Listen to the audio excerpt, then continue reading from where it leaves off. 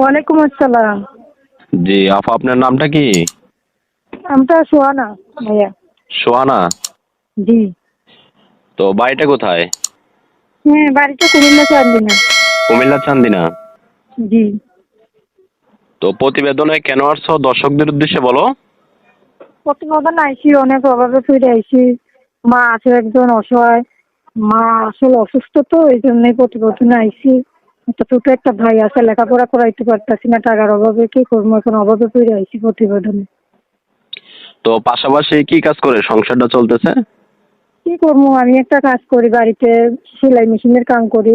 নিজের মেশিন নাই তো, অন্যজনের মেশিনে কাম করি, মালিকের মেশিনে। কোন রকম দিন যায়, মেশিনে কাজ করি। তো মাশাল্লাহ দিলে তো দেখতে তুমি খুবই স্মার্ট সুন্দর। ছবিটা যে দিছো এই ছবিটা কি তোমার? জি, আমার এই ছবিটা।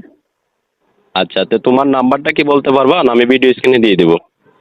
না, নামটা তো বলতে পারবো না, মুখস্থ নাই তো, আপনি দিয়ে দিন ভিডিওতে। আচ্ছা। তো আচ্ছা দর্শক, আপনারা সোহানার কথাগুলো শুনলেন। নাম্বারটা ভিডিও স্ক্রিনে দেওয়া থাকবে, তার সাথে যোগাযোগ করে নেবেন। আসসালামু আলাইকুম ওয়া রাহমাতুল্লাহি ওয়া বারাকাতুহু।